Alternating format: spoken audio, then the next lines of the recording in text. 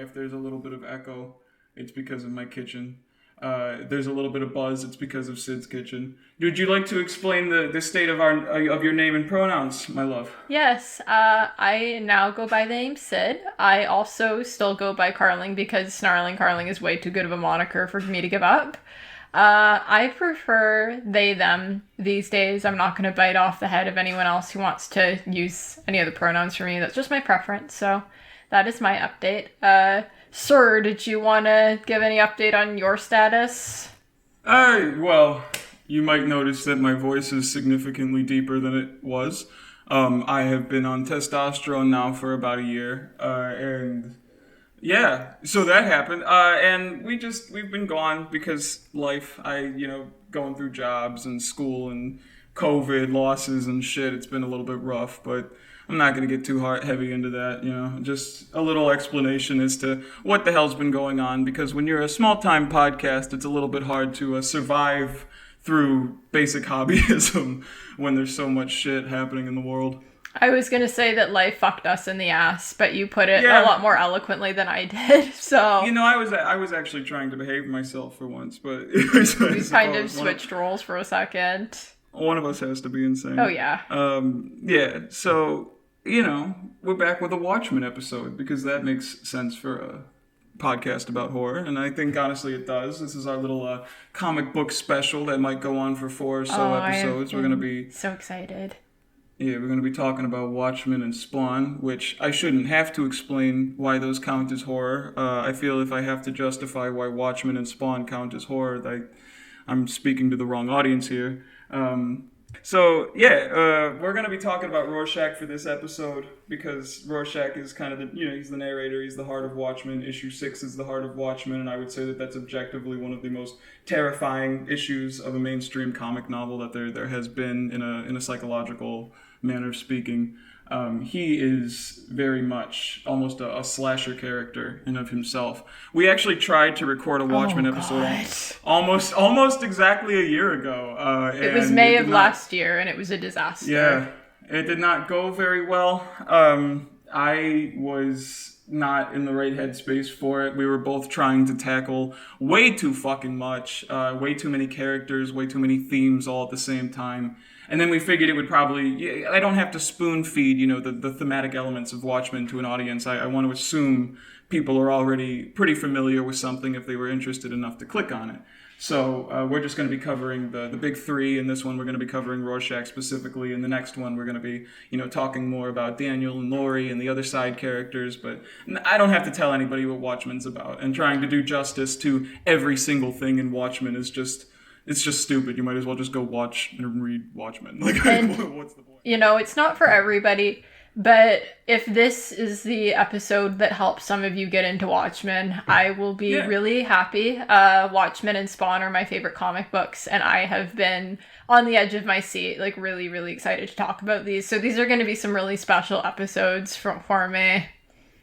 Yeah, this one won't backfire, hopefully. This one won't backfire miserably on us. We were so distraught over the way the last one went that we just fucked off for a year. That's the real story. Yeah, we joke about it, but we were actually really upset. It was really frustrating. It's frustrating when you know what you want to say, but you just don't have enough hours in the day to say it reasonably. And then I think coming to the realization recently that, I don't have to piece together every little fragment of Watchmen for the audience. They can just go look at it themselves. Right now, we're going to be talking about the queer coding of Rorschach as a protagonist, and why that's important to his character and why that is ultimately serving towards the overarching themes of Watchmen itself. It's important to address him as a queer-coded character, specifically trans-coded and gay-coded. However, I think, there are a lot of different ways to interpret him within those labels, within those boundaries. Either way, indisputably, there is a lot of... what's the fucking word I'm looking for? There's a lot of subtext that contributes towards the idea that he is not a heterosexual male, if you catch my drift. And we wanted to talk about that because it is important to the story. And if you're going into the story and you're going into approaching his character, I think approaching him as several things. I think approaching him as autistic, approaching him as queer, and approaching him as a rape victim, all of which we're going to be discussing a little bit in here. I think that's important towards, understanding the voice and the unreliability of the narrator that we've been handed. And this is a very character-driven podcast. If you guys you guys might know, you guys might be first-time listeners. For our Nightmare on Elm Street series, we talked a lot about the characters, especially how Freddy Krueger evolved over those 6 or 7 movies. And, horror and sci-fi and fantasy, they all tend to overlap with each other. So I think it would be kind of unfair to kind of restrict ourselves to one genre. And Watchmen, as Tony said, falls into several categories. So I really don't think it's a big deal. And this is a character who he means a lot to both of us. So this is going to be a pretty special episode. I can already feel that there's some white guy out there who like some just white heterosexual man who clicked on this because it had Watchmen in the title, and he's like, oh man, I fucking love Watchmen, and his fingers hovering over the dislike button right now. He's going into the comments right now. He's gonna be like, Watchmen is an SJW media. And man, you know what? Shout out to you. I really hope that you find a podcast that you're looking for, because I don't think this is it. You don't have to listen to it, by the way. I'm not holding a gun to anybody's head who's going to be like, Rorschach's not gay. You don't have. You can go. You can just. It's okay. You don't have to be here. It's fine. I'm not making you. There are a lot of other macho machismo podcasts talking about Watchmen that you can listen to. Trust me. Go find yours. Yeah, literally. You go do you. Go do it away from me. I'll go do it away from you. How about that? I think that's fair. I'm lighting up a joint because just thinking about the comments that we might get on this one is anyway. Can't wait to open the inbox later this week. That one's gonna be fun. Oh boy. How many emails do you think we've missed? All of 6. So did you want to introduce us into our first talking point? Because I know that we wanted to start at the beginning. We wanted to start at childhood. And I see, yes, we do script this a little bit. We have a skeleton that we're working off of. You have a footnote in here introducing the idea of Rorschach's character in the canon that we're going to be focusing on. Yes, there have been a few different Watchmen spinoffs and adaptations, but we will primarily be talking about the graphic novel. I love Jackie Earle Haley. He's one of my favorite actors. He gave an amazing performance in the movie. That was my introduction to him. So this isn't a dig at him at all. But the direction... No, I love the guy. Oh, yeah, he's fantastic. But the script and the direction just didn't do Rorschach the justice that he deserves, we feel. And it omitted a lot of key details about his character, such as the figure in his life who pushed him into crime fighting, Kitty Genovese. Yeah. And the sexual abuse that he faced as a child. Yes, we do think Rorschach is a sexual abuse survivor. There's actually evidence in the text to support this, as, heartbreaking as that is.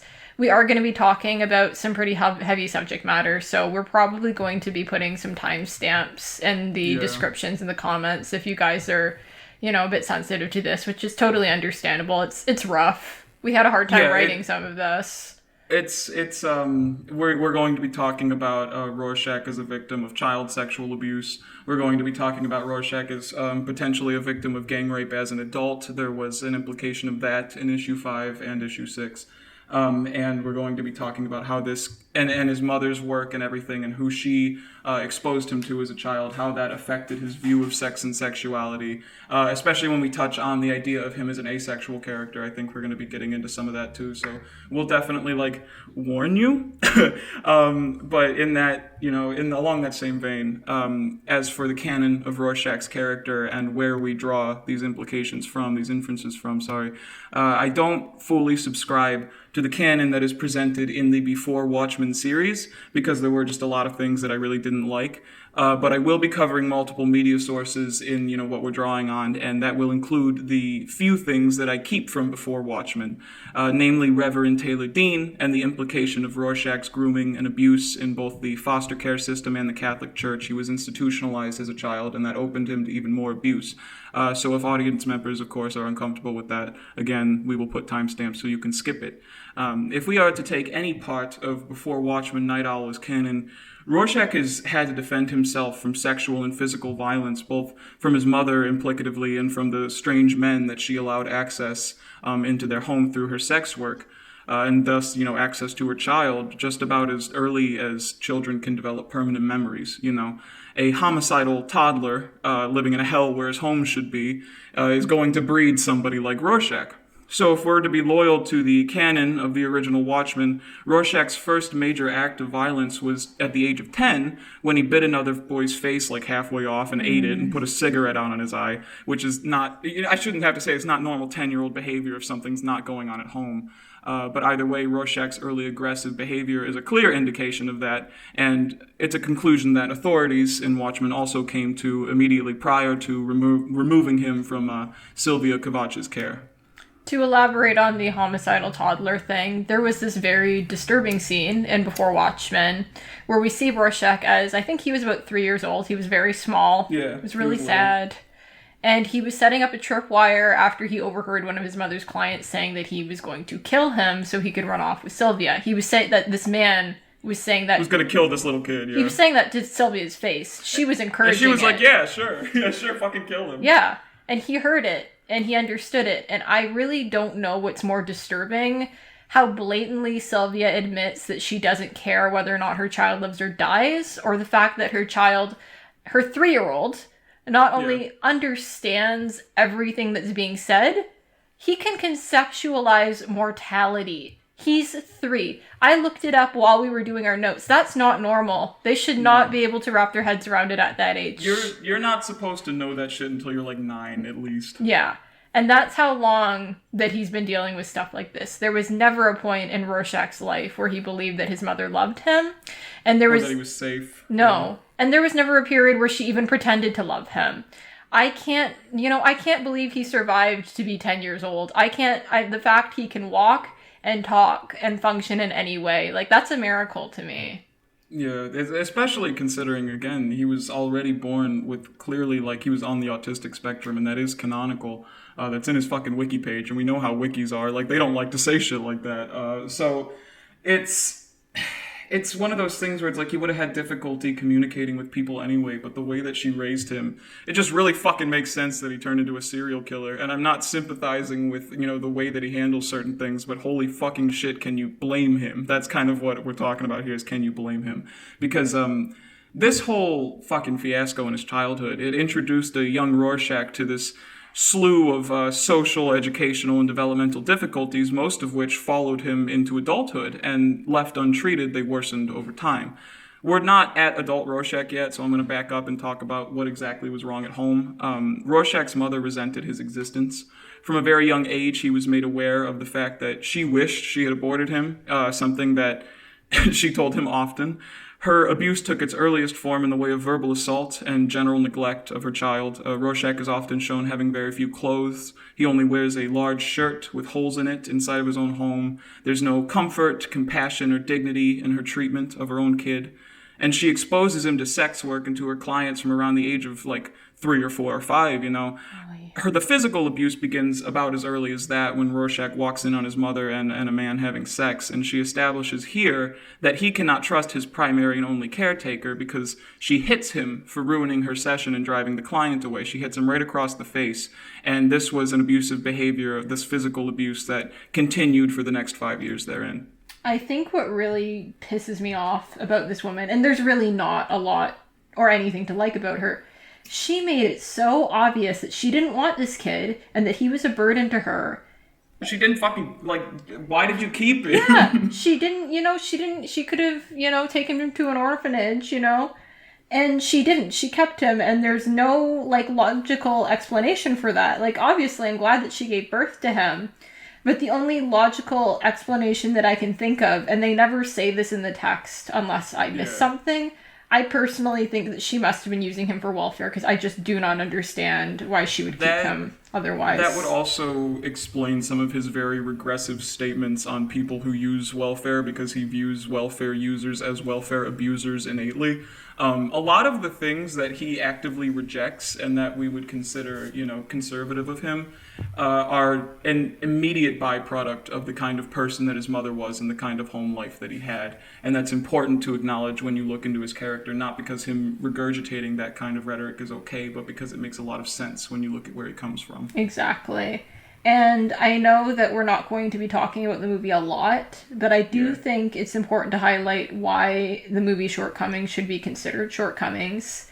And a big example of this to me is actually the scene where little Rorschach is hit in the face, which is still horrible. It's awful to watch. It's very sad. And he doesn't look healthy. He doesn't look like a happy kid. But he's a lot older in the film than he is in the comic book. I'd say he's about 10, 11 years old. And he's at the very least, he's fully dressed and he's wearing clothes. Yeah, that's the thing that they really fucked up on. They made him look like his mother wasn't neglecting him, which is like the opposite of the point. Yeah, the implication in the graphic novel, and it makes me sick just saying this, the implication is that she just threw one of her old t-shirts at him. She couldn't even go out to the store and buy her own kid a pair of pants. She wouldn't even let him have that dignity. Just the level of neglect and the lack of compassion she shows. It's really hard for me to wrap my head around it.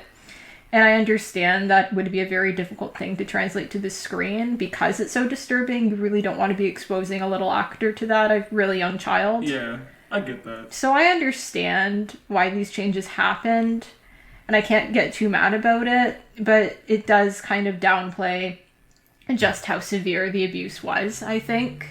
Yeah, for sure. And this is... Ooh, so there's a car going by here. Oh, hello, whoever's out there. Maybe it's Dan rolling by in his little owl car. But that's something we're gonna get into next episode.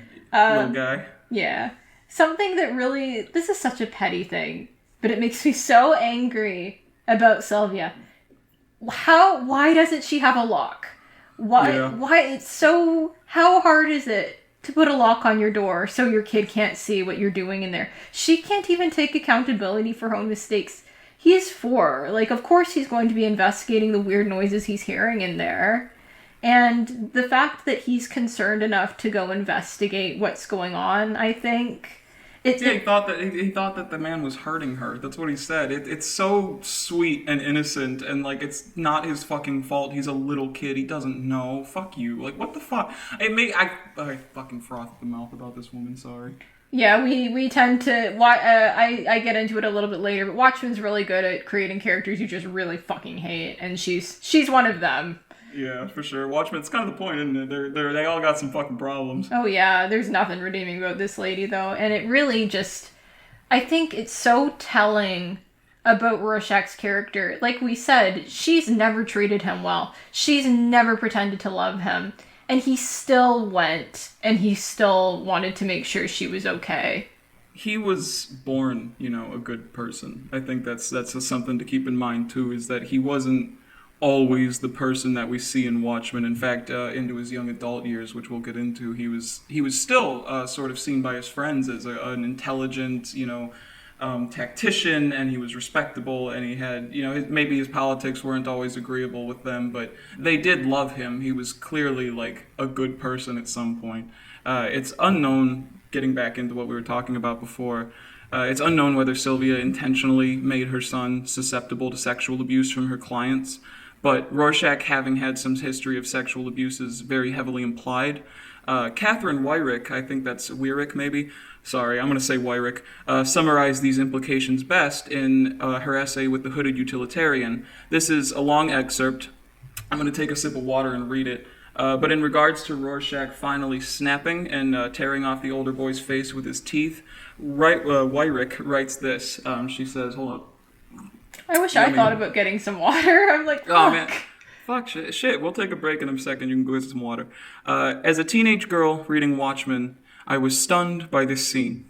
Never before had I seen a male character, a male protagonist, have to fear and defend himself against sexual assault. And that's what it is. The threat the boy is making just before little Walter burns out his eye is an unmistakably sexual one. Get your pants down. I wonder why Snyder and his team changed that scene. Did the generic, truncated version really seem like an improvement to them? Was it merely a cut for time, or is attempted rape a trauma that heroes do not suffer? Like Rorschach's height, this is more than a minor point of characterization to me. The book puts a lot of emphasis on Rorschach's hatred of his mother and his associated disgust and fear of female sexuality.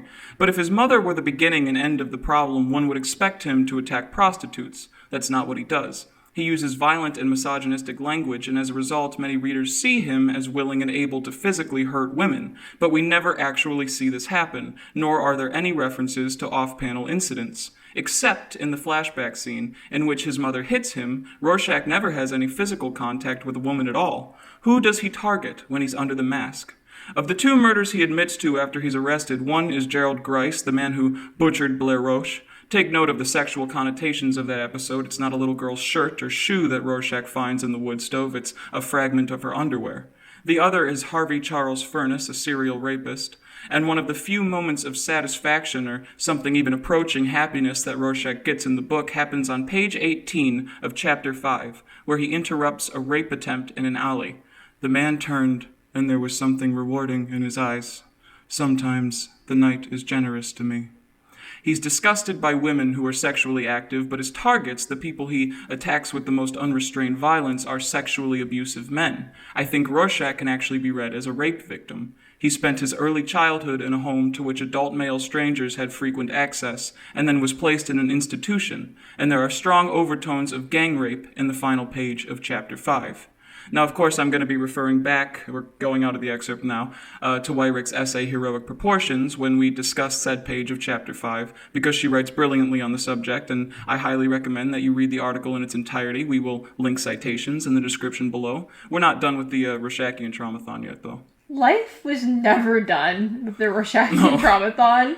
I would hug him, but I feel like he'd probably bite my face, and I can't really blame him. Yeah, I don't think you'd like that one very much. You'd have to, warn him first, and he'd have you sign, a paper or something. There would be, a business transaction there. Yeah, I feel like that's probably something that Dan, Night Owl, dealt with a lot when they were working together, probably. Poor fucking guy. Puts his hand on his shoulder and gets sued. There's one very interesting thing, though, that before Watchmen touches on that the original Watchmen didn't really heavily explore. Rorschach is intensely religious for a good portion of his life. He was Catholic, to be specific. And when he was taken from his mother, he was institutionalized, passed through the foster care system several times, and eventually deemed a problem child after several years of psychological evaluation. It's worth noting that when Rorschach was shy, a good student, and could not talk to women or girls his age, very invested in religious studies, and he was really only deemed a problem child because of the initial violent incident, and because he exhibited clear early signs of autism, something that even the notoriously disagreeable Watchmen Wiki again states as canon.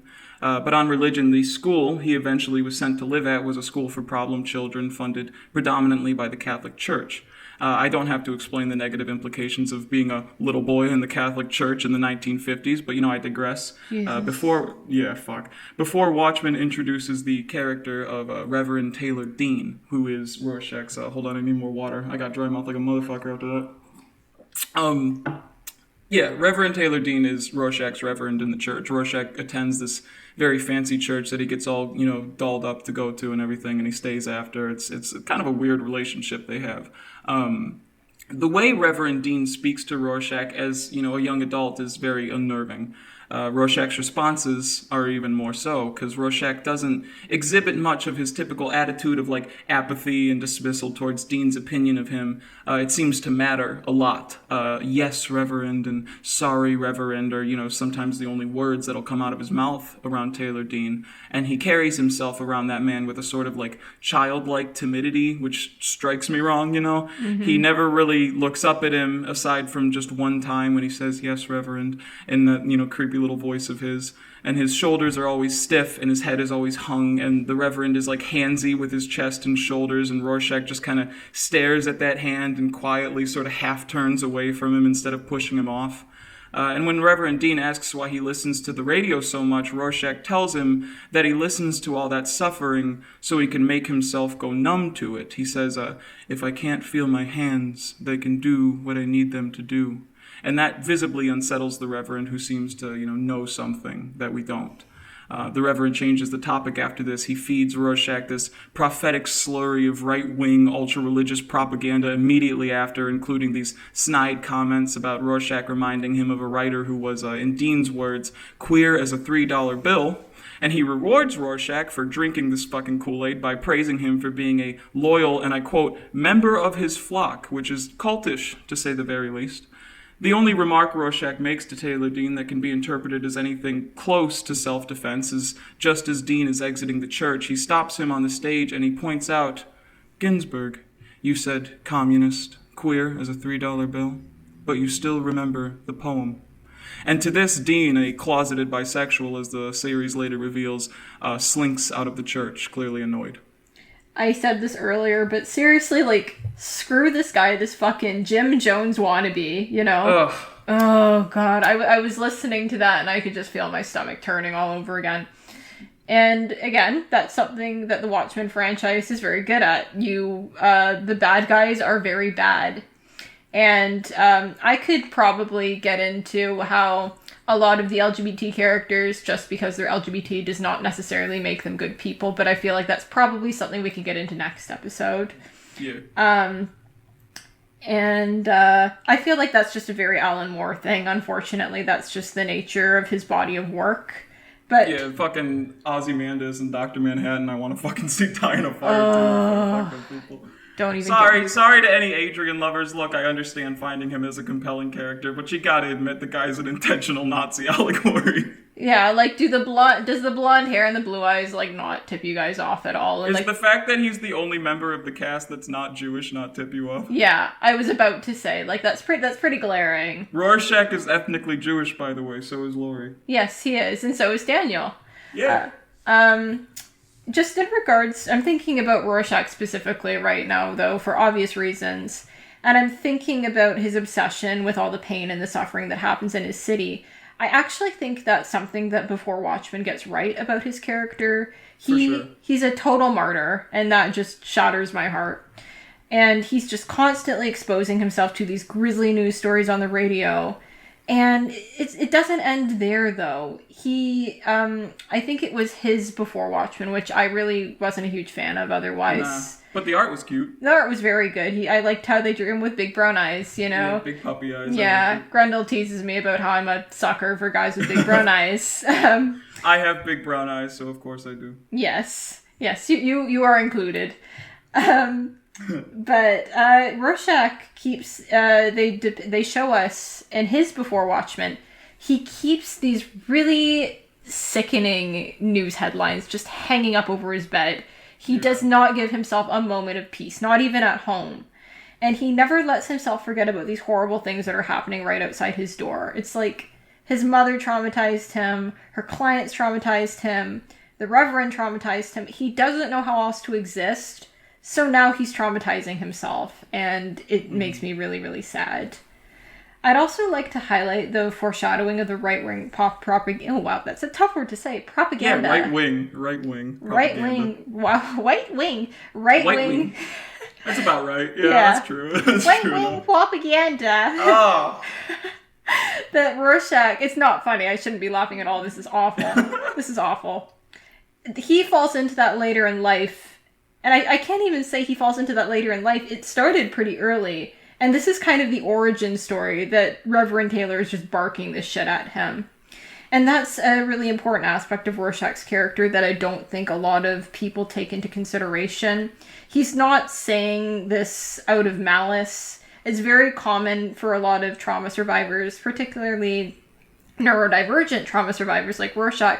They become brainwashed by the alt-right because they don't know any better. They're preyed upon. He doesn't actually believe it. He's a victim of it. And while it's not an endearing quality at all, I think that's one of his the more frustrating aspects about Rorschach. Oh, yeah. I remember we were watching the movie and he started spouting that shit and you were like, oh my god. And I'm like, yeah. I promise he gets better. I promise he gets better. But I feel like that's a misconception that a lot of people have. A lot of people, you know, especially in this day and age, and I can't blame them. A lot of people aren't really willing to look at why he's saying it. They're just so put off by the fact he's saying it at all, yeah. I think. And I'd also like to point something out about, you know, he does get better later. That's something that even Alan Moore has talked about, how in issue 1 and in parts of issue 2, things that Rorschach says, like when he sympathizes with Eddie Blake, even though he seems to know that Eddie Blake is a rapist and stuff, and when I can say this word, sorry, when he says the word retard and like all that really offensive shit that's in his first journal entry, Alan Moore admitted that he didn't really know the characters yet. He says that in issue 1, he was still very much figuring out who Rorschach was. He didn't even know that Rorschach was going to die yet. So the story had not been fully mapped out, and the characters were still developing themselves. And if you go back and read issue 1, you can kind of tell that they're almost prototypes. It's almost, it's like a proto version of them. They're not super well-rounded yet. And that introduction is not an accurate reflection of their character, of Rorschach's character specifically, in accordance to what Alan Moore says himself. Exactly. And I'm trying to remember if the right-wing stuff, I know they mention in the issue where he is taken to prison, I think that was issue 4. He definitely is right-wing, and it's definitely like not something I'd ever erase about his character. It's very important, but I also think it's important to understand and to have a little bit of compassion towards people who are autistic, people who are neurodivergent, people who are traumatized, and people who are from upbringings like his, who are pulled into that, and it's not their sincere belief. I think if it was Rorschach's sincere belief, he would be committing hate crimes, and he's not. Oh yeah, we could get into how the HBO series really did him a disservice. They did him dirty. Yeah. And I know they tailed back on it, and they said that they know that the actual Rorschach would be mortified that his, words were being spun like that. I know that the fucking showrunner said that, but it's still like, man, you already did damage. Like, you already fucked it up. And I don't believe the show ever had any character say, hey, no. Rorschach would hate this. They had Laurie say things that kind of implied that she pitied him, but that was about as far as they went. Yeah. I was actually wondering, before we moved on to the next subject, which is Rorschach's attraction to men, did you want to talk about his autism a little more, how he exhibits his symptoms? Yeah, so we talk about when he was little. He was very quiet and very shy, and that's sort of like a stereotypical depiction of autism in media. But I do think that it is important to address that he retains that quality into adulthood. Socialization is very difficult for him. Clearly, verbalization is very difficult for him. He speaks in the way of somebody whose first language is not English, even though his is. And that is a sort of, it's a neurological hiccup. It has something to do with multiple traumatic brain injuries, I'm sure, but it's also to do with autism itself. It can be difficult for us to articulate sometimes, depending on, our symptoms and what kind of, how the autism runs through the body. But it's powerful. But That's why I'm so smart. I'm an autistic person.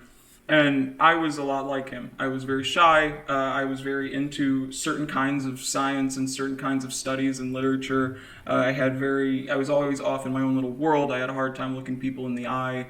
And in a way, Rorschach still does that. That mask is the only way that he can express himself. He has a very flat face. They call it like autism eyes, He has autistic eyes, very expressionless outside of the mask, which he refers to as his face. And we'll get into that as drag also later. But he definitely what the fuck am I saying? I'm so high right now. I'm sorry.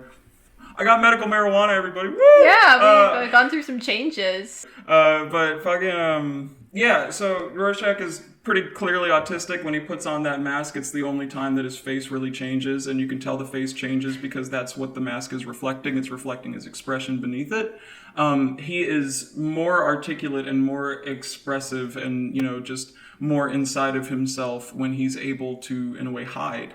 And that's something that Dan sort of ribs on him for, but, I totally get it. I also feel more comfortable inside of a mask. I feel like I should chime in. I have not been professionally diagnosed. I'm still trying to figure out what exactly is going on with me. Oh, you're autistic, bitch. You got a touch. You got a sprinkle of the aughts in you. I was just gonna say, we suspect, and I need to go back and I need to get evaluated.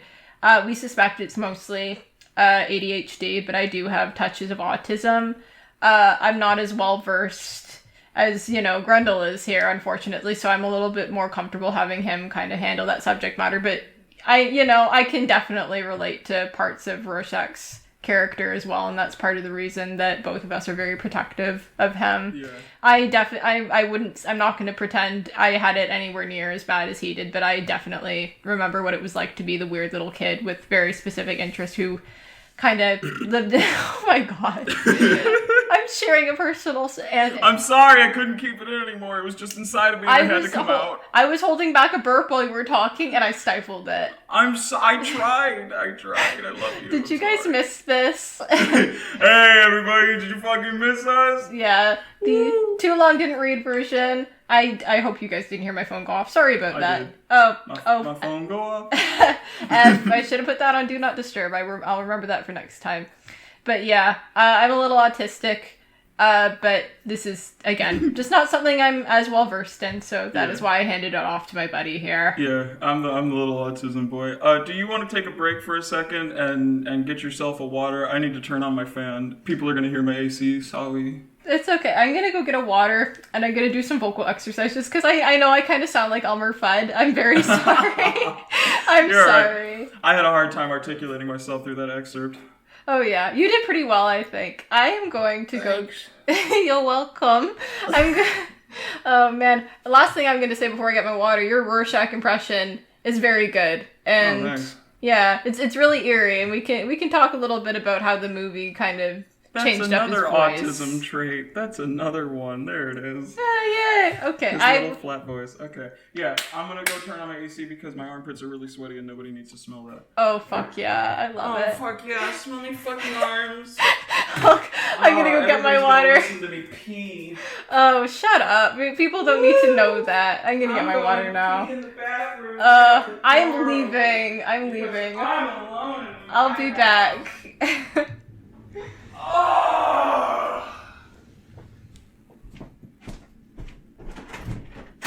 It won't come out. I'm nervous.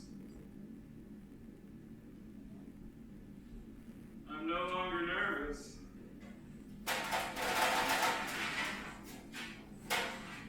Woo!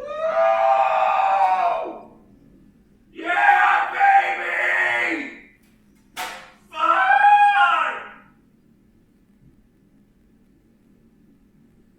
Oh! Oh!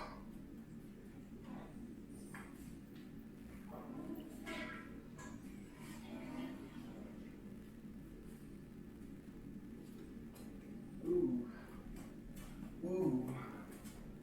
Ooh, Daddy's back. Ooh, Daddy's back. Oh, fun. Oh, Googer. Sid is definitely not back. Sid is definitely still scurrying off like a little mole. Sid probably doesn't even know what I just did in there, I'm sorry. You like that? Does that entertain you? Is this what you came here for?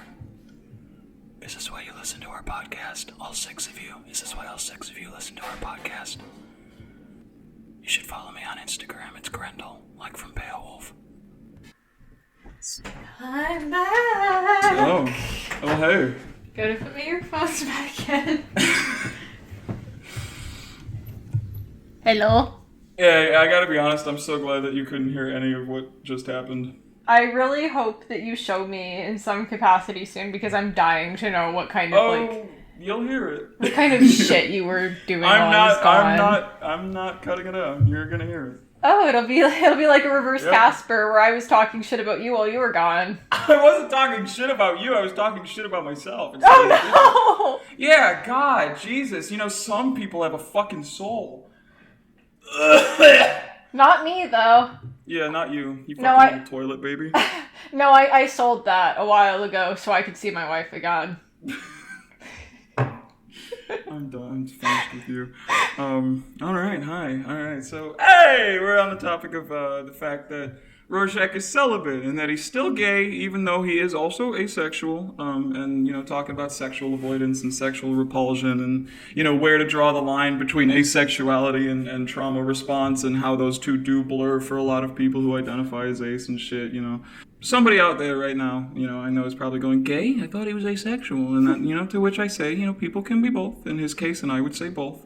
Asexual is, I feel, a tricky term to apply to him because, on one hand, in practice, yes, he is celibate. He has not had sex, he displays no real desire to have sex, and whatever attraction he does express for other people is near indistinguishable from, simple apathetic observance, like trying to figure out what a cat is thinking when it looks at you. He mentions lust in his journal as something his face, his mask, as we established before, frees him from.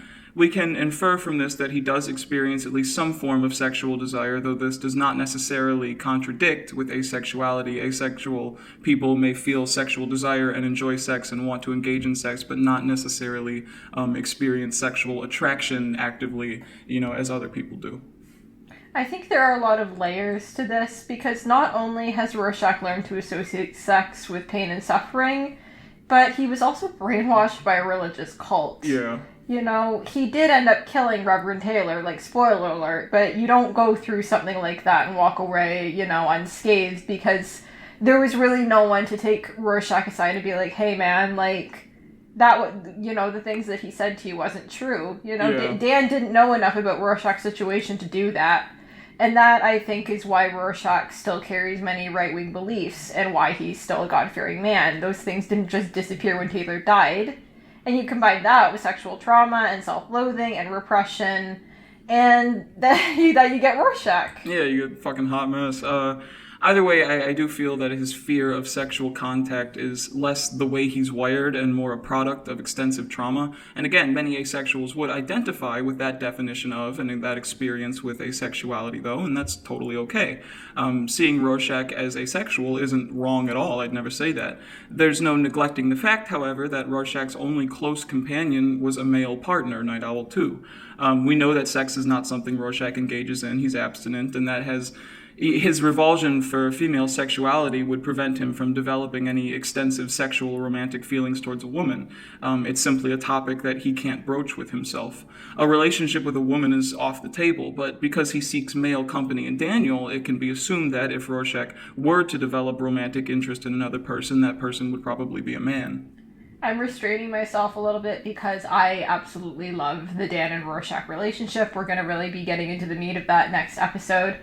But for now, I think it's important to mention that if any of Before Watchmen's events are to be taken as canon, Rorschach went out of his way to choose Dan to be his partner. He picked Dan. He introduced himself to Dan. And by that, I mean he broke into the owl ship. And he waited for Dan to find him in the captain's chair. Squatting. Squatting. Yeah, and he considering that he's a Slavic man, I think that's pretty appropriate. He's Polish, it works. Yeah, and dare I say, the scene almost read as sexually charged to me. It was like Rorschach, it read almost like a preposition. Work with me. You have no choice. Yeah. Do you remember and I'm excited to get into parallels in a later episode between that and another interesting character meaning that I'm not going to talk about right now. Work with me or else. But do you remember what he said verbatim? Because it was so suggestive. Probably. I can probably at least, sort of, what's the word? He was comparing himself to Dan's toys and his machines. He walked in and he went, looks like you have everything. Toys. It's like something like toys, machines, missing one thing. Partner. And then Daniel was like, I don't need a partner, I work alone, whatever. And then Rorschach was like, need someone watching your back. And then Dan was like, well, what about you? And he's like, don't need anyone watching my back. Eyes in the back of my head. And he's like, really? And he's like, no. It was really funny. But he was totally flirting with him. It was very what is that fucking noise?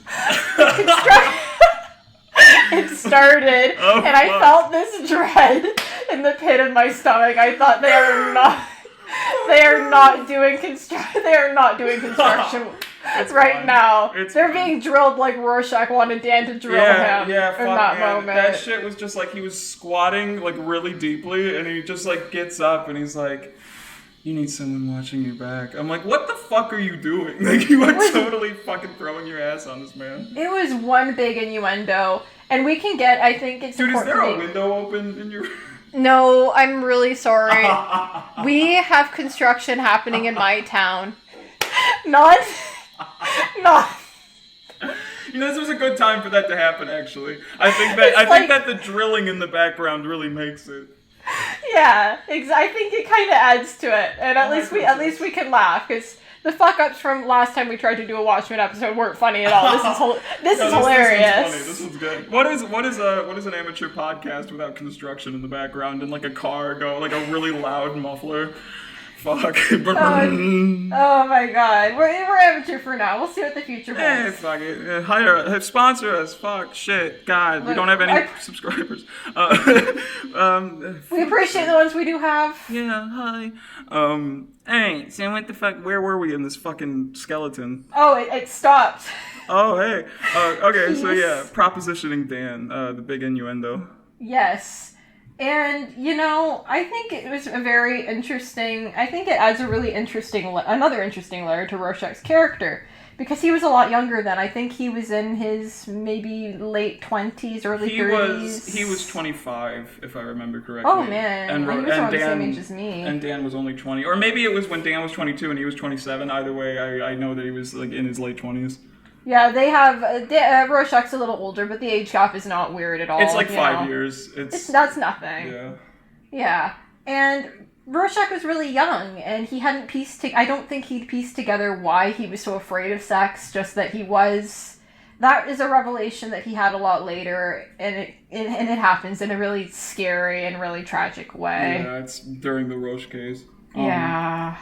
Poor guy. But whether you accept one label or both, the queer coding of Rorschach is undeniably present in Watchmen's subtext. Rorschach himself is a standing representation of queerness, particularly queerness as a synonym to nonconformity. In The Queering of Rorschach by Kelly on the Shield Maidens blog, by Kelly on the Shield Maidens blog, she perhaps summarizes it best, and this is another little excerpt. She says, "He's a man running around wearing an article of female clothing, one he refers to as his face, not his disguise.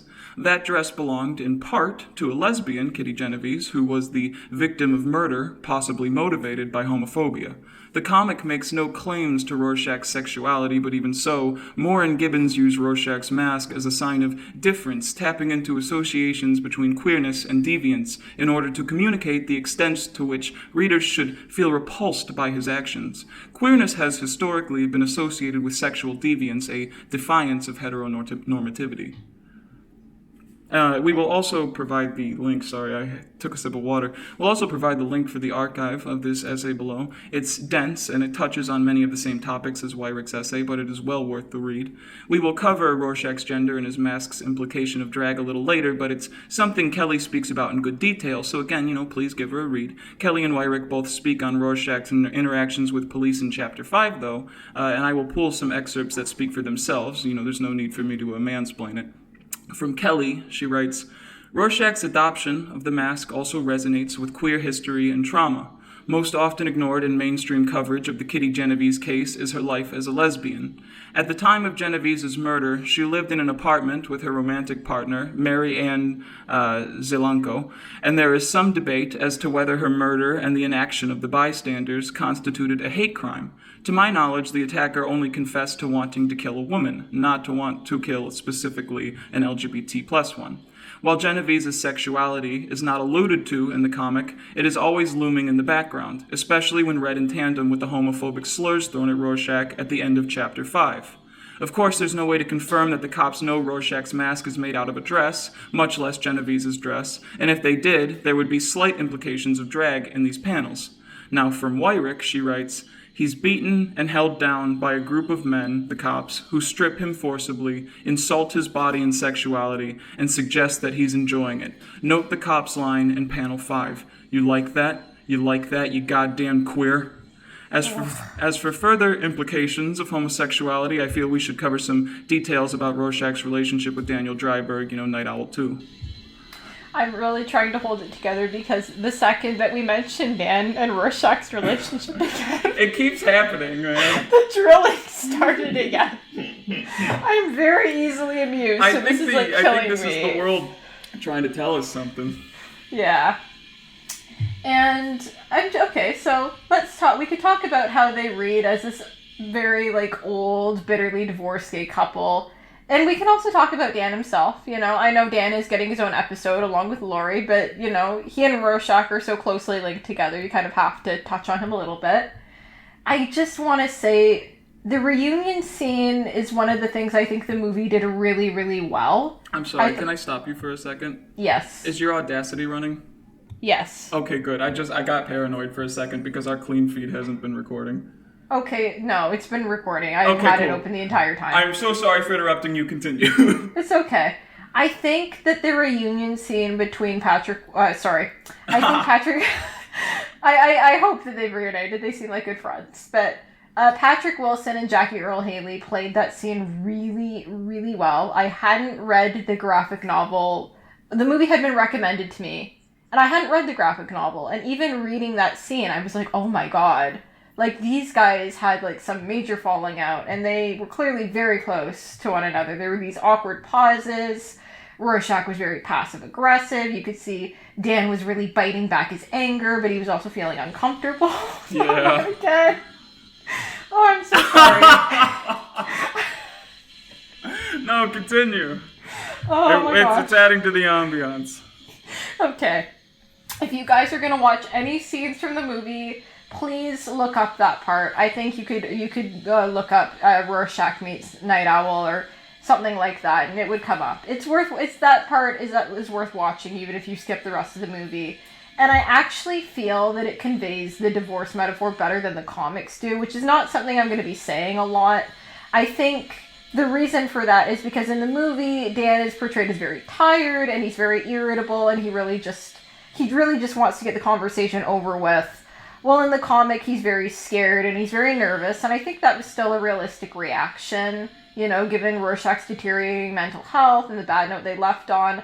I think both interpretations of his reaction are valid, but if you're someone who's really invested in that relationship and you want just a little bit more, then I think that part is worth checking out for sure. Oh, yeah. And, for one, when talking about Daniel, Dan is a man who feels impotent and pathetic without his suit on. This suit that he spent over a decade parading around with Rorschach in. He only feels sexual and confident whilst wearing the owl suit, and after sleeping with Laurie, he tells her that admitting his costume fetish feels like coming out of the closet. Oh my God. In those words, that's in the fucking comic. Immediately that was a after this, quote. Yeah. Yeah, Daniel confesses to where his mind's really strayed. In his afterglow, he says, I think we should spring Rorschach, and Laurie is less than thrilled with this.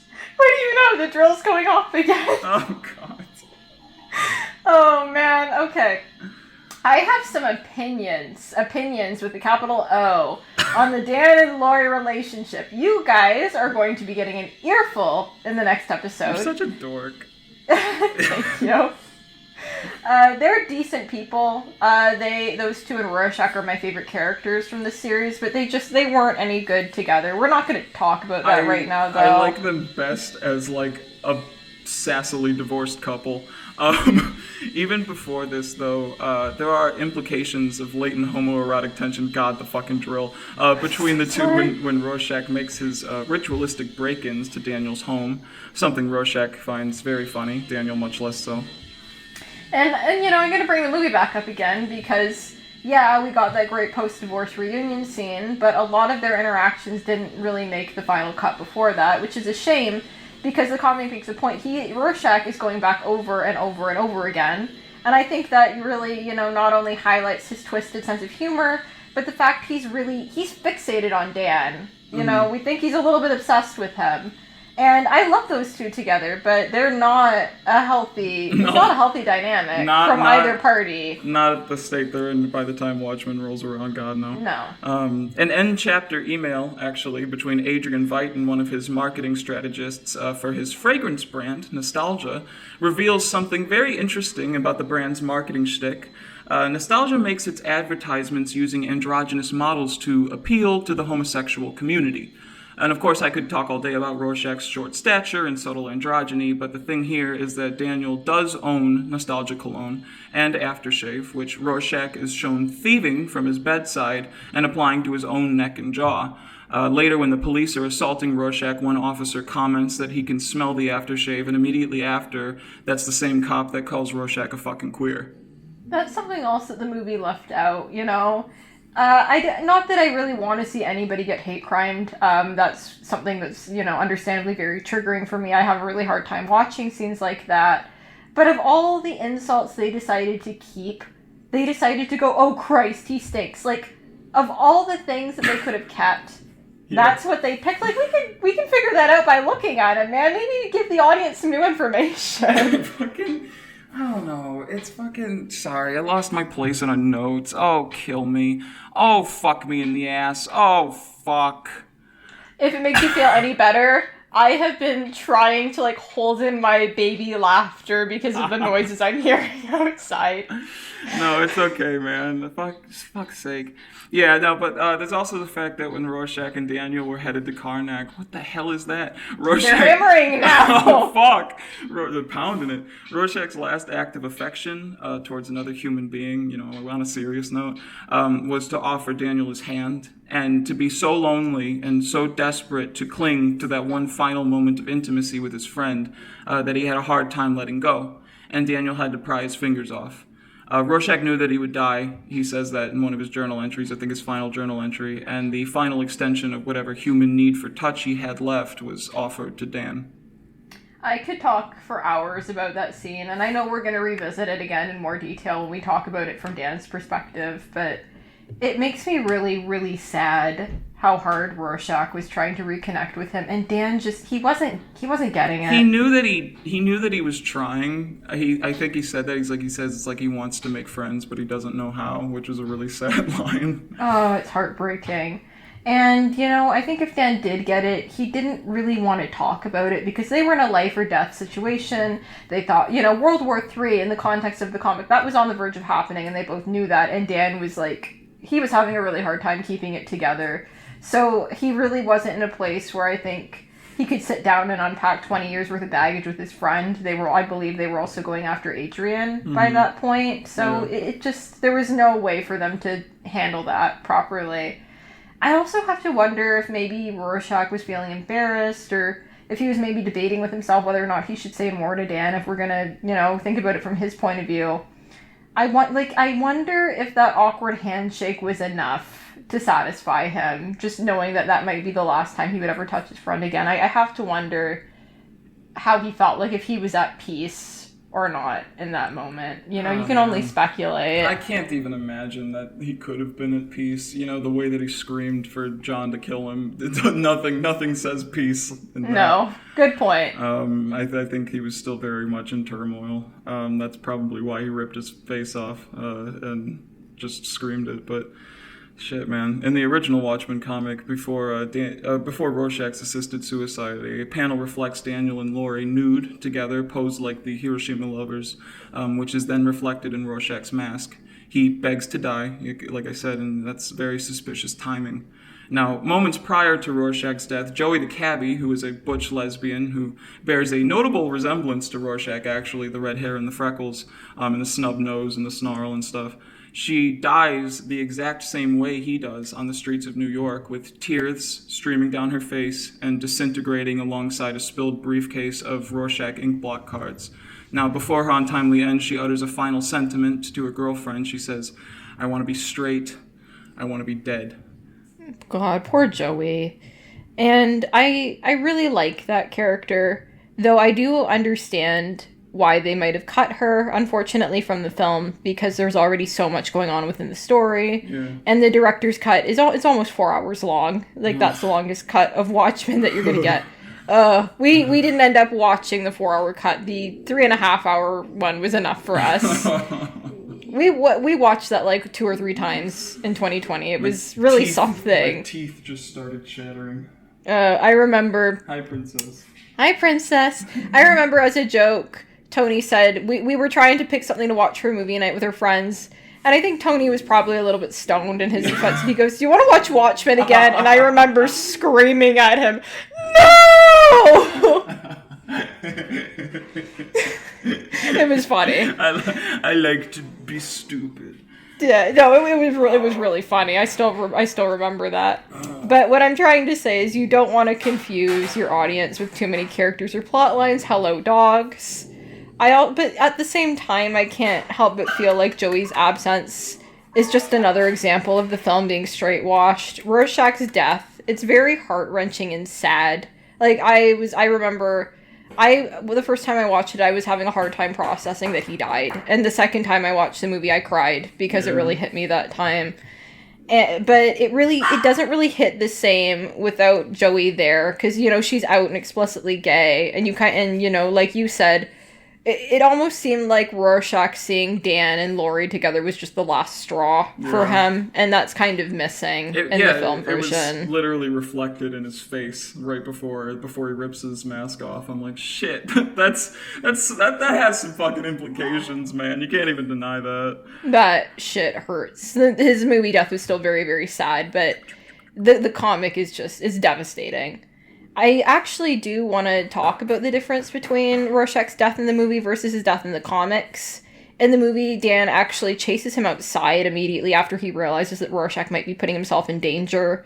Not necessarily because Dan understands that Rorschach is going to commit assisted suicide, but he knows he's going to do something stupid. He's not really sure what that is yet.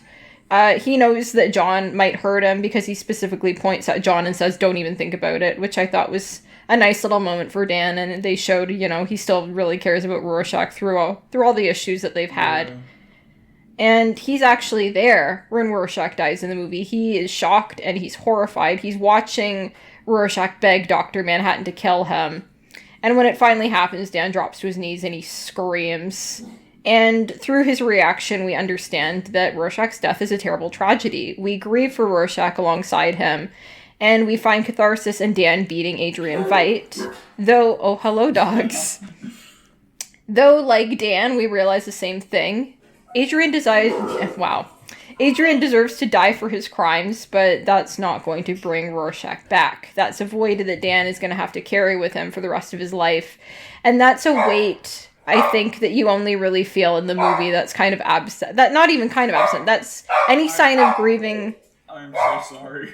It's okay. They're gonna do it again. You want me to say that again, King? No, it's okay. Okay. The dogs are very chatty. They've gotten more talkative since the last time we recorded. They were a lot younger then.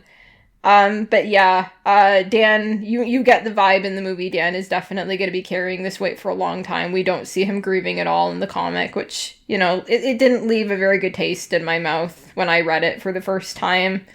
In the comics, Rorschach storms out of Karnak with the intention of revealing Adrian's evil to the world, just like he does in the movie. And that's when, you know, John, Dr. Manhattan, confronts and he kills him. But Dan wasn't there. He was off screwing Laurie. And, you know, for the sake of refreshing my memory, I decided to revisit both the comic and the movie before we recorded this, and I took some notes. And a lot of the changes in both versions of the scenes, obviously, they revolve around Dan. Rorschach really isn't that different. Yeah. There are some additional lines that he gets in the movie that I thought were really touching, but he really isn't that different. And I'm not going to get into the thick of it now because I think that can be discussed next episode. But I think that it's important to bring up the bury your gaze trope and how that relates to Dan and Rorschach's relationship. Haley Hewlin and McNair Scott. Oh, wow. That was a big howl. Was that potato? That was pork chop. That's pork chop. Okay. Haley Hewlin, a McNair scholar. Oh, my God. Hold on. Okay. You're fine. Hey, everybody. Did you miss my dogs? Like I said, they've gotten rowdier. Do you just say... Do you hear this shit? Can you believe this shit? Can you believe this shit? Can you fucking believe this shit? Who raised you? This shit, Rorschach? Were you fucking raised in a barn? Oh my God, and the hammering is back. It's just we're being attacked on all sides right now. Sorry, Haley Hewlin, please. Oh, Haley, we're very sorry. I hope I'm using the right pronouns. I apologize if I am not. She wrote a great article about the trope. It's called Bury Your Gaze, History, Usage, and Context, and like our other citations, we will be linking that in our description. In the abstract section, she describes bury your gaze as a trope that has existed in media since the end of the 19th century. To quote Hewlin verbatim, works using the trope will feature a same-gender couple, and with one of the lovers dying and the other realizing they were never actually gay. often running into the arms of a heterosexual partner. This trope was originally used as a way for gay authors to write about gay characters without coming under fire for breaking laws and social mandates against the endorsement, in quotations, of homosexuality. However, Burrier gaze persists today in a time and social context in which it is no longer necessary to give gay characters and stories bad endings in order to be published. So one has to wonder, should the comic version of Dan Rohr be considered an example of Burrier gaze? Because it's kind of unsettling how well they fit this definition, with Dan's decision to enter a heterosexual relationship and Rorschach's death and how those two things coincide with each other. While the writer, Alan Moore, isn't gay, it should be noted that he has raised a lot of money for LGBT causes in the past, and that LGBT characters frequently crop up in his work, including Watchmen, which features a myriad... I hope I pronounced that right. Yeah, you're good. Okay, because I don't talk good sometimes. Yeah, a lot of his characters in Watchmen are explicitly or heavily implied to be gay or bisexual. And from a historical context, Watchmen was written during the AIDS crisis, one of the most dangerous times to be part of our community, ever. It was horrible. But what I'm saying is, it's kind of hard to believe any of this was an accident. I have my reservations about Alan Moore as a person. That could maybe be talked about in some bonus episode. That's a whole other beef. But I will give him credit where it's due. It's very seldom that he includes aspects like this into his narratives for no reason, especially when you notice a pattern. So I can't help but wonder. Alan Moore doesn't really do anything on accident. No. There is a reason that Nostalgia Cologne and Rorschach and Daniel's, relationship with each other and the drilling in the background right now. And there's a reason all of these things link together in his work. Alan Moore hired the people outside my house, I think. He's trying to sabotage this. He doesn't want the truth to come out. It's okay. It's fine. Speaking about patterns with Alan Moore and his characters, we fucking started talking about Dan and Roar again and the drilling happened. Did you know that? Did you notice? Yeah, I did. I was waiting for you to say something. I was like, should I point that out or... It's okay. It's a sign. Rorschach is communicating with us from heaven. He didn't go to heaven. Oh, come on. That motherfucker's burning. Don't say that. My poor little moo-moo. Yeah, that. Yeah, there you go. Don't tell anybody. Don't bring our inside jokes into it. I could start talking about how he's hanging out with Violator down there, but we're not going to go there. I'm just going to put a 1 second flash of that one picture I drew just on the screen. Oh, my God. Just gonna let the people see that one. Anyway. Put a little bit of Rurvy in there, too. Gender. Sylvia, Joey, Laurie, and Blair Roche aren't the only women and girls of significance in Rorschach's life. It would be stupid to neglect Kitty Genovese. Her influence is the primary reason Rorschach's gender comes into question in Watchmen at all. Rorschach used to be a dressmaker, a garment worker, a day job that he acquired when he was legally able to drop out of high school at the age of 16, as far as I'm aware. He was allegedly commissioned to design a gown for Kitty Genovese, who was an out lesbian, and when she rejected the gown, saying that it was ugly, he kept it for himself, and he said it was beautiful, very beautiful, and that it was meant for him. For a couple years, he says that he locked it away and forgot about it, but it's significant that he kept this dress at all, especially, for a man so disgusted by, in his words, having to handle female clothing. A while later, when news of the sexual violence and assumedly hate-driven murder of Kitty reached Rorschach, he was so disgusted with the lack of assistance and help that she received from bystanders that he dug her old dress that he made for her out of storage, and then he fashioned the fabric into a face that he could bear to look at in a mirror. He adopted it as his new identity, ascribing the same sense of self-importance that most people would give to their own actual face. In this way, this identity is built off of being, a binary paradox, both black and white, both and therefore neither, all and therefore middle, gray. Walter Kovach can be read as a rejection of male identity. Rorschach himself supports this theory of rejecting Walter as an identity in issue 6 during an exchange with his psychiatrist Malcolm Long. He says, "You keep calling me Walter. I don't like you." There are other curiously androgynous implications about Rorschach. From as early as 12, he was drawing monsters from his dreams, monsters that looked like men and women mixed together, fighting or fucking or some terrible, intrigue with the idea of both together, melded like a fucking flesh beast, but, both. Coupled with the trauma of his various abuses, Rorschach, too, is a monster of both man and woman. Rorschach is a raw representation of the dark of humanity, and the dark of humanity is, gender nondescript. I'm going to close my own commentary off with a final excerpt from Kelly's Queering of Rorschach. She says, "There is a social element to viewing homosexuality as deviance.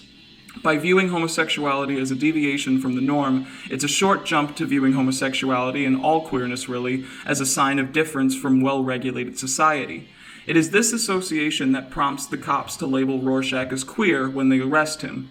Rorschach's social and legal behavior is outside the norm. His refusal to comply with the law, particularly the Keene Act, and his violent vigilantism, which characters describe in monstrous or ableist terms, all with a tone of disdain, serves as evidence that he must be sexually deviant as well. Jamie Hughes picks up on how his social behavior is in line with the abhorrence attributed to homosexual behavior, writing that many of the characters in the novel, superhero and normal citizen alike, view him as unclean, disturbing, and somewhat psychotic. That his mask as a lesbian woman's dress only compounds this effect. It's a more tangible representation of his social outsiderness."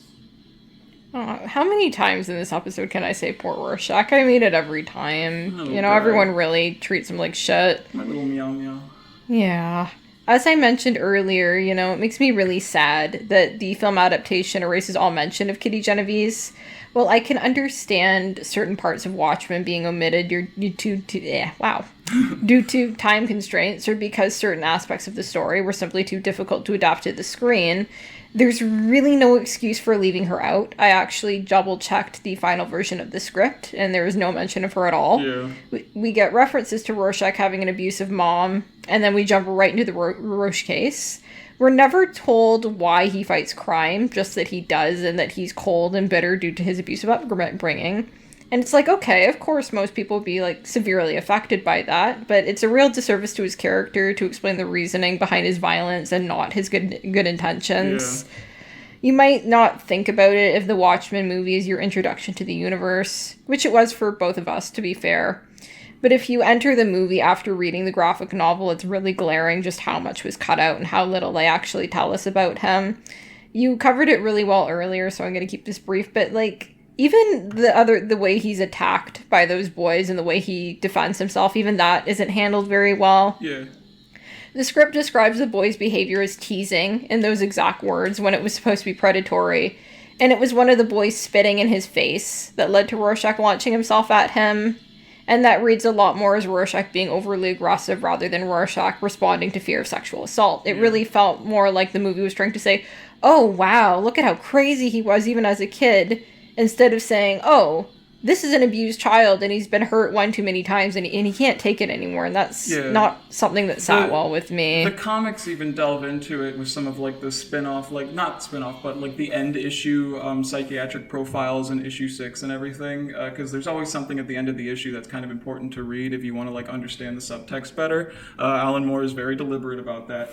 But there was something fucking about him that was written by one of his school psychiatrists or something that was just describing him in such monstrous words, just this kid is basically hopeless, he's too violent, he's too this, he's too that, and there was no mention in the comic, this was deliberate, there was no mention of what happened to him, the trauma that he came from outside of one very unsympathetically, clinically worded sentence. So the point that Rorschach was just kind of doomed to be seen as a monster even when he was a little kid and probably could have been helped is really fucking important to his character, and the movie just totally omits it. Yeah, it's why would you tell us, oh, this is why he's violent? And you fail to mention why he's fighting crime. That is such an important aspect of his character, and they just leave it out, and it feels like such a big hole. Yeah, it sucks, man. The attack on the older boys thing, fucking, they didn't handle it right. The whole point was get your pants down, and it fucking made him fly into a blind rage.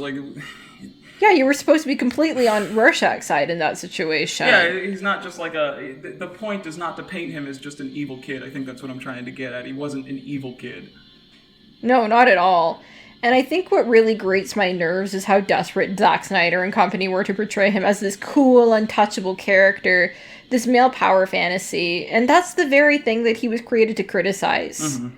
While there are some changes Snyder made to the story that I think worked in its favor, like the stuff involving Dan and Rorschach, I really don't think this is one of them. You walk away with a really different impression of Rorschach than you do in the comics. You're really, and we've had some really good private conversations about this. Mm-hmm. You're not supposed to see Rorschach as this badass superhero. He is supposed to be like this sad, abused little man who has like too much power. And I use the term power very loosely. Yeah. He doesn't have power. He's living in poverty, and everyone is curling up their lips at him, even people who are supposed to care about him. He has no social power, and it's why he's lashing out. He has no social power, and he's lashing out because he feels he's justified. Yeah. Because he's in so much pain. And in some cases he is, and in a lot of cases he's not. I think that's also the important thing to note, is that he's never intentionally trying to abuse his, physical force over somebody who's innocent. But it happens, and sometimes it happens often, and sometimes it happens to a lot of people, and he actually acknowledges that and seems at least a little bit ashamed of it. Yeah, he mentions during the Roche case, he, and I quote, put 13 people in the hospital. 14. 14 people in hospital needlessly. The 15th gave me an address. Yeah. And we had a really good off mic conversation about how that's such a gray area because he was trying to find a lost little girl who was in a lot of danger.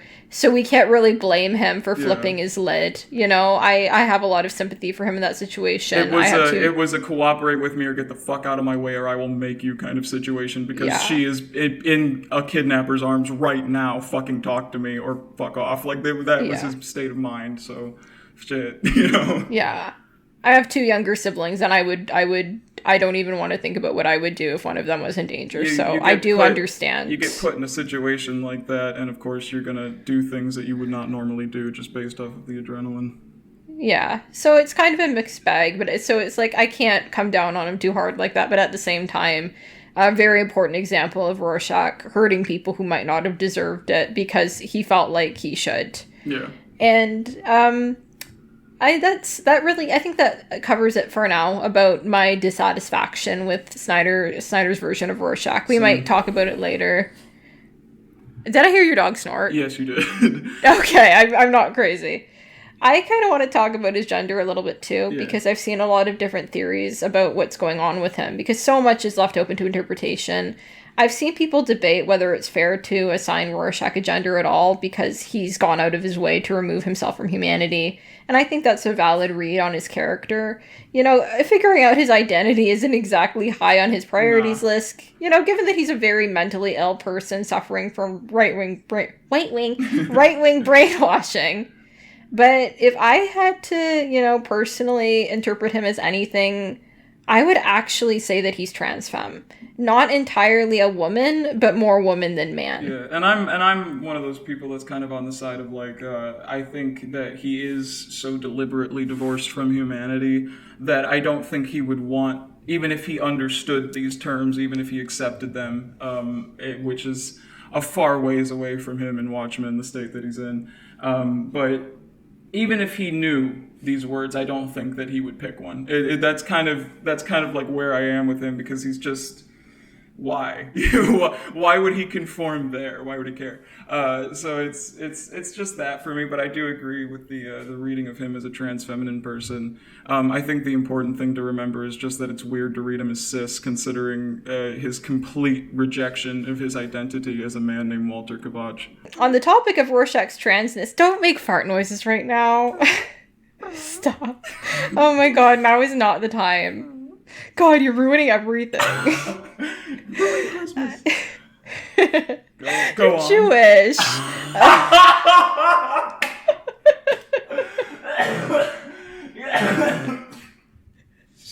know how to push his buttons.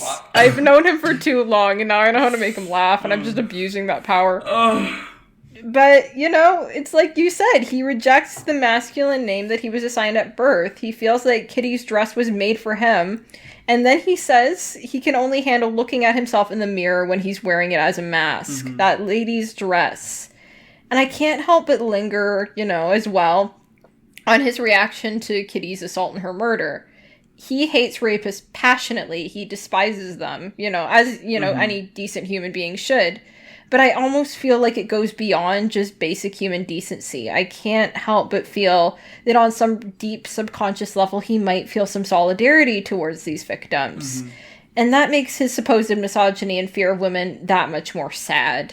And I'm really it's not really the right time now, but I'm excited. And I'm excited to talk about his relationship with Laurie next episode. I think that's going to be a very complicated subject. Yeah. I have a lot of strong feelings about those two and their dynamic. Oh, man. It's fucking... I think the subconscious solidarity to victims thing is really important, too, because I think Wyrick touched on that, right, when she was like, herself as a teenage girl was astounded because she had never seen a male protagonist in a superhero anything, in superhero media, especially one of the heroes, be threatened with the same kind of violence that is so often threatened against women. He is treated by prisoners, by the cops, by a lot of people, really, more as a woman would be treated, if that makes any sense. He almost faces a sort of like, I don't want to say misdirected misogyny, but I do want to say that it's like they know he's different. The issues that he deals with, men of course do deal with these problems as well, but he specifically faces violence and is, violence is perpetuated against him much in the same manner and using much the same language that is so often used against women. And I find that very interesting because I think if he allowed himself to understand that his trauma and the trauma of these people that he claims to hate were not so different, I think he could start to heal a little bit, but you know how that went. Yeah, so much of what hurts me about Rorschach is woulda, shoulda, coulda with him, and it so just haunts me. So many things could have intercepted this and stopped it and reversed it even, and it just never worked out. No, and he never should have suffered as much as he did, and he didn't have to. And the fact that it was all preventable is just infuriating and really sad. We do have one last point. We do. Just one little last point in this episode. Rorschach's refusal of his birth name is written off by Malcolm Long, his psychiatrist, as a delusion. He basically writes off the entire Kitty Genovese incident, and when Rorschach talks about the dress being his face and everything, and how it was beautiful and how it was made for him and meant for him, he writes this off as like, oh, well, Rorschach has mommy issues, so he has weird feelings about women, and that's why he's aggressive, and he's just justifying it by claiming that it's for this noble reason. And he just writes off his identity as a delusion, and he continues to call him Walter. And I think it's after that, I might be misremembering, but I do think it's either the scene or it's after that where Rorschach says, "You keep calling me Walter, I don't like you." And Malcolm Long is like astounded by that. But it's because Watchmen takes place in fucking 1985 and shit, and the comic and the film are set in the 80s and everything, our identities have been written off as delusions, medically, clinicalized and everything, if that's a word. I think it is. For a very long time. And it's interesting to me that was an element of their interaction, that was an aspect of the dynamic between them. That Malcolm Long writes Rorschach off as a delusional person rather than taking his identity seriously and calling him by the correct name. Yeah, Rorschach being a character that a lot of the others call delusional is a recurring theme in Watchmen, and it just gets to the point where it's like, even Dan says you're still hiding behind a mask, and he calls him delusional. Yeah, even the person who loves him the most doesn't understand him and gets frustrated and says and regurgitates the exact same bullshit that the people who don't care about him at all do. It's like, fuck, this man can't get a break anywhere. He trusts you, man. But yeah, that's about it. That's our soapbox on Rorschach, unless you got something else you want to say. I have a lot of... Rorschach is such a deeply and wonderfully complicated character. Yeah. We could get into all kinds... We could, if we really wanted to, we could do a part 2 about other aspects of his psychology. I think we hit the major points. There are probably a bunch of little things. Bonus episode stuff. bonus episodes. We are planning to do a bit of a free-for-all for Watchmen and Spawn after we're done talking about, the characters and the themes that have the most meaning to us. And a comic wrap-up. Yeah, and that's going to be pretty fun. We're going to get pretty silly. So, if we have any... We're going to do crack for the podcast. He keeps saying we're going to do crack. We're going to do crack. We're not doing crack. We're not. Oh my god. I'm doing crack. I'm showing up butt naked and I'm pissing myself right in this chair. Do you guys see what I have to deal with? I knew you would do... Oh, look! Yay! The construction... Ending on a high note! Construction workers are back! Alright, well thanks for tuning in to the LGBTerrorCast, everybody. I hope you enjoyed the scripted but far more relaxed style of speaking.